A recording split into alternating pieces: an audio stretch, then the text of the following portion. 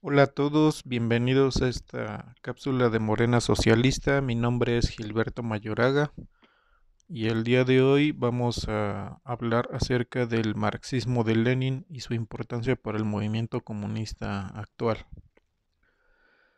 Si se revisan la prensa y en general la publicidad burguesa del más variado signo, no se encontrará otro revolucionario más difamado, censurado, ocultado y tergiversado que Lenin. Ni siquiera el propio Marx ha sido combatido con tanta furia, energía y recursos como Lenin y su legado. Y sí, aún la obra de Marx tiene lecturas fuera de contexto, antirrevolucionarias, lo cual no es culpa de Marx. Pero con Lenin la cuestión es diferente. La unidad y el carácter de su obra es tal que prácticamente no existe una lectura revisionista de ella. Pueden hallarse lecturas ultrarrevolucionarias de la teoría leninista, pero no hay ni un revisionismo oportunista que se sostenga frente a la obra de Lenin, salvo que se la falsifique descarada y groseramente.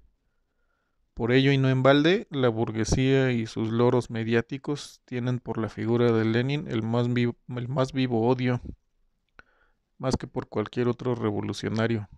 ¿Cuál es la razón de este odio?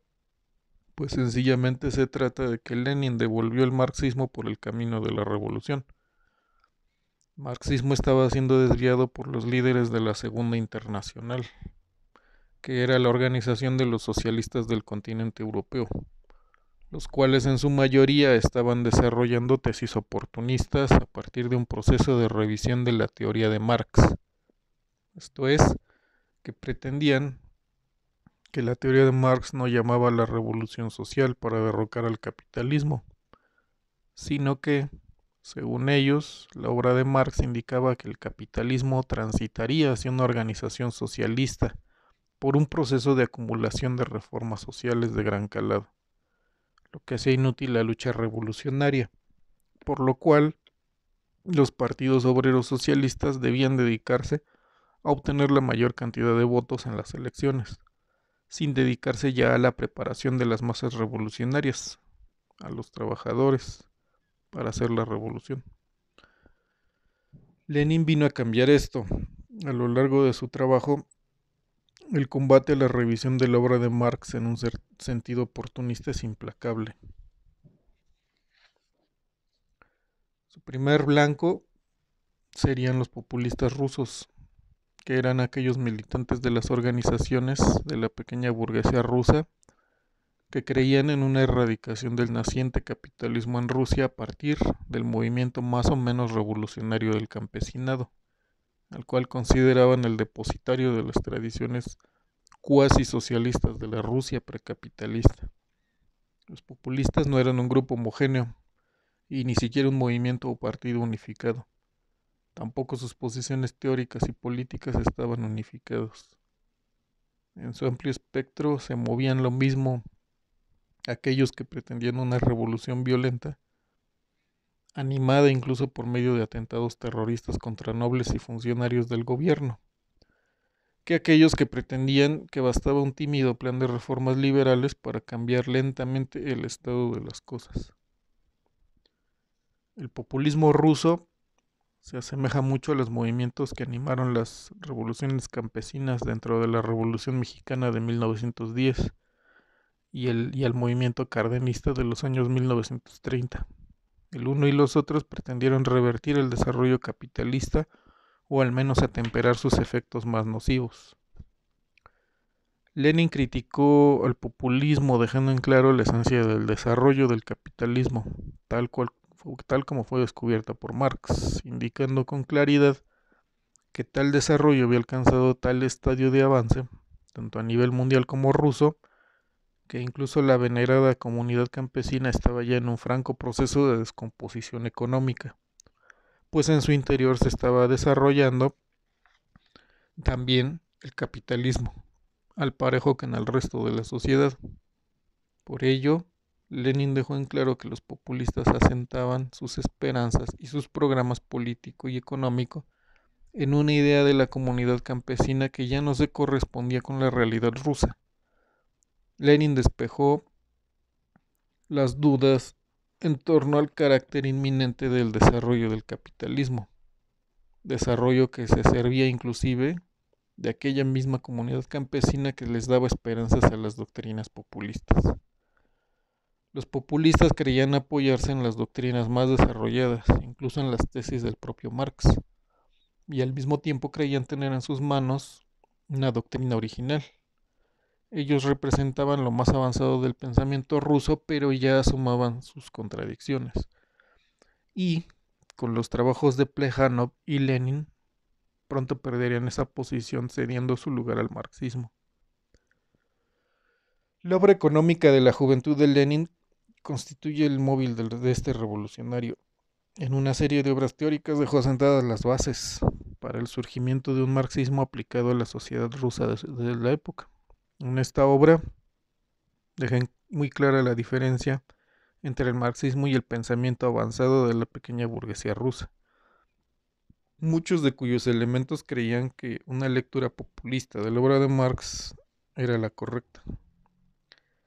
Esta delimitación de campos frente al populismo no solo tuvo un trasfondo teórico, como una mera pugna intelectual.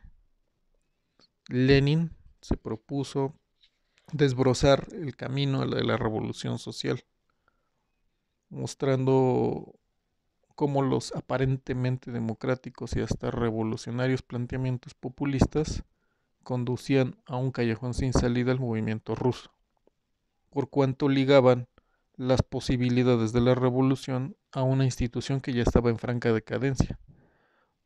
Esta institución es la Obshchina, o sea, la propiedad colectiva de los campesinos, que como indicaba Lenin, ya se estaba dividiendo aceleradamente en clases antagónicas, burguesía y proletariado. Ligando el destino de la revolución a esta decadente Obshchina, los populistas se diferenciaban también entre posiciones diametralmente opuestas.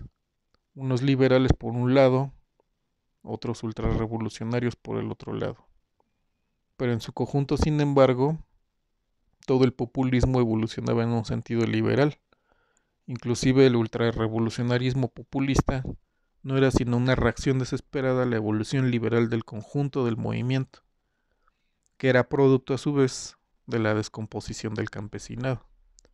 Por tanto, el camino hacia la revolución rusa no pasaba, decía Lenin, por los prejuicios y supersticiones pequeño burguesas de los populistas, sino por la organización seria, consciente y disciplinada de la clase que representaba realmente el futuro, o sea, la clase obrera, con el proletariado a la cabeza.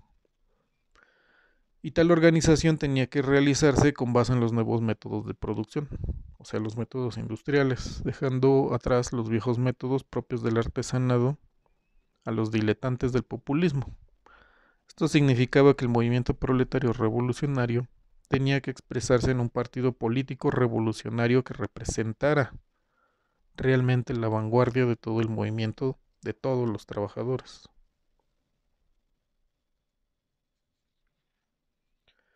Así, Lenin, que apenas comienza a despuntar como el líder de los primeros grupos socialistas rusos, ya ha sentado hacia el año 1900, las bases económicas de la estrategia de la futura revolución.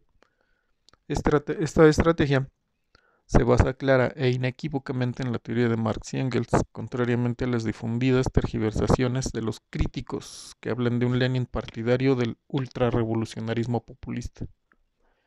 Y no es que no existiera una simpatía de Lenin por los métodos disciplinados y el valor a toda prueba que mostraron los antiguos populistas revolucionarios, pero hay un océano de distancia entre el leninismo y esta fracción del populismo, por cuanto Lenin tiene una base diametralmente opuesta, o sea, el carácter revolucionario del proletariado y el predominio de las relaciones sociales capitalistas, que aparecían ya como una realidad inminente, aún en la atrasada Rusia de la época.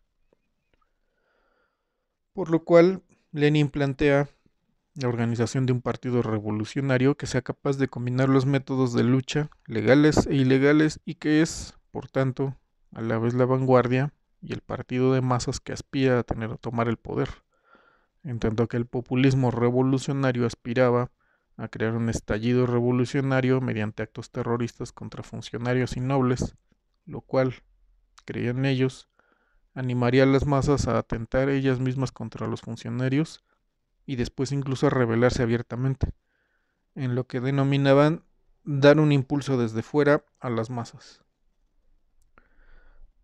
En cambio, lo que sí era cierto es que era un impulso realmente desde fuera. Los populistas estaban aislados de las masas. Este esquema de pensamiento se asemeja al de los guerrilleros de México de los años 1970 y 1970, incluso 1980, que se lanzaron acciones armadas contra el gobierno y los empresarios, pero que a la larga fueron vencidos por los aparatos represivos del Estado. Pues bien, una vez que la polémica con el populismo separó a este movimiento del marxismo, Lenin se abocó a la creación del Partido Obrero Ruso a partir de los grupos existentes que se iban formando en la intelectualidad y en los barrios obreros. Aquí la lucha se dio sobre todo a partir de cuestiones de organización, pues aún para los propios marxistas no era clara la naturaleza del partido que se quería conformar. Por un lado, el grupo de Lenin pugnaba por un partido disciplinado, dirigido por revolucionarios profesionales dedicados de tiempo completo a la revolución, un partido que trabajara permanentemente en animar y dirigir al movimiento hasta el triunfo completo sobre la autocracia y el capitalismo, por lo que no se detendría ante tal o cual reforma del sistema, sino que continuaría su ofensiva hasta que los mismos fundamentos del capitalismo saltaran por los aires. Por esto, decía Lenin, el partido no puede imitar la estructura y tácticas de los partidos burgueses, destinados a ser comparsas de la clase capitalista.